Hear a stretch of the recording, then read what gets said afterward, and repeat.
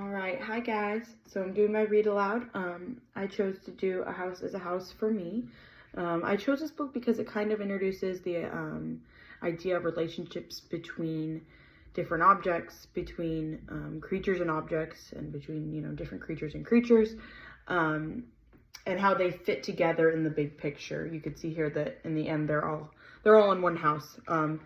So this book, it's an engaging and kind of entertaining way to introduce those concepts. And also this book, I've used it many times to kind of branch out other lessons, like on respect. A house is a house for a bee, so we don't want to destroy the bee house. Kind of that, those conversations come up in it, which is also really nice. So it's A House is a House for Me by Mary Ann Hopperman, illustrated by Betty Fraser.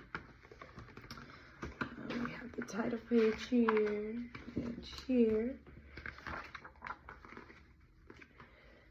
So here we go. A hill is a house for an ant. A hive is a house for a bee. A hole is a house for a mole or a mouse. So with each page, kind of just, what do you see? Have you ever seen a mole or a mouse? Have you ever seen a bee or a beehive? And then another thing I like about this is each page is, we have a bee here and a mouse. We can go and study those animals and kind of go into depth more on each animal. So then it says, and a house is a house for me. A web is a house for a spider. A bird builds its nest in a tree. There is nothing so snug as a bug in a rug. So here I would have them kind of look at the girl in her picture, or in her house, sorry, and notice that it's in a tree, notice that the bird has built a nest around, they're all in one area, so really emphasizing that. And then also pointing out that the rhyming in this and having them identify the words that rhymed. And then it says, and a house is a house for me. A coop, that's a house for a chicken. A sty, that's a house for a sow. A fold, that's where sheep all gather to sleep. A barn, that's a house for a cow. It is also, of course, a house for a horse.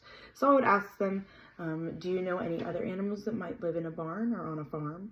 To kind of get them thinking, and then have them looking here, all these animals are in one area still, so they're sharing a space. A kennel is a house for a dog. A dog is a house for a flea. But when a dog strays, a flea sometimes stays, and then it may move in on me. So for this, we would kind of go into, what is a flea? Another reason why I like this book, because there's so many things that you can go off of here, but we would kind of go over what a flea is. And houses for rabbits are hutches. A house for a mule is a shed. A castle's house for a duchess. A bedbug beds down in a bed. Mosquitoes like mudholes or puddles. Whales need an ocean or sea. A fish or a snake may make to do with a lake, but a house is a house for me. So just kind of going over, again, the rhyming words, having the kids identify if they've ever been fishing or if they've ever seen any of these animals. A shell is a dwelling for a shellfish, for oysters and lobsters and clams. Each snail has a shell and each turtle as well, but not any lions or lambs. Lions live out in the open, monkeys live up in a tree, hippos live down in a river. Now what do you know about me? So just noticing all the animals here, asking them what they see, things like that. An igloo's a house for an Eskimo, a teepee's house for a Cree, a pueblo's a house for a Hopi, and a wigwam may hold a Mohi. A garage is a house for a car or a truck. A hangar is a house for a plane. A dock or a slip is a house for a ship. And a terminal is a house for a train. So again, going over rhyming words, having them identify, do you have a garage at your house? Have you ever seen a plane in a hangar? Different things like that, going over what each of these homes are and who lives in them and where they are located as well. A husk is a house for a corn ear. A pod is a place for a pea. A nutshell is a hut for a hickory nut. But what is a shelter for me.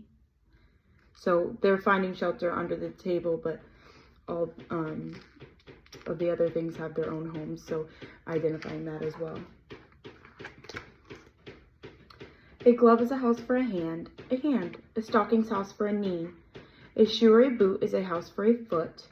And a house is a house for me.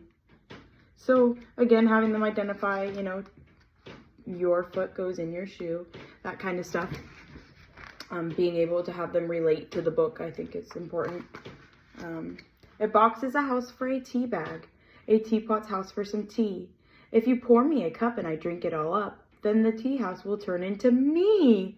So making that kind of fun and silly. Again, identifying rhyming.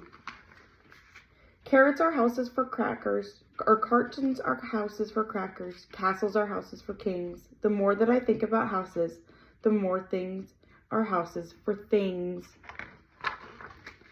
And if you get started in thinking, I think you will find it is true that the more that you think about houses for things, the more things are houses to you. Barrels are houses for pickles, and bottles are houses for jam. A pot is a spot for potatoes. A sandwich is home for some ham. So just thinking of like the simpler things. Having them identify some things that are homes for things. A cookie jar is home for the cookies. The bread box is home for the bread. My coat is a house for my body. My hat is a house for my head. Perhaps I have started far-fetching. Perhaps I'm stretching things some. A mirror is a house for reflections. A throat is a house for a hum. But once you get started in thinking, you think and you think and you think. How pockets are houses for pennies, and pens can be houses for ink. How peaches are houses for peach pits, and sometimes are houses for worms. How trash cans are houses for garbage, and garbage makes houses for germs. So then in this page we can identify, you know, what are germs?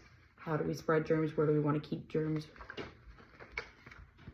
And envelopes, earmuffs, and eggshells, and bathrobes and baskets and bins, and red bags and rubbers and roasters and tablecloths, toasters and tins.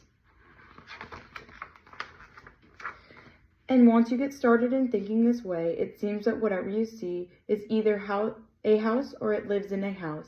And a house is a house for me.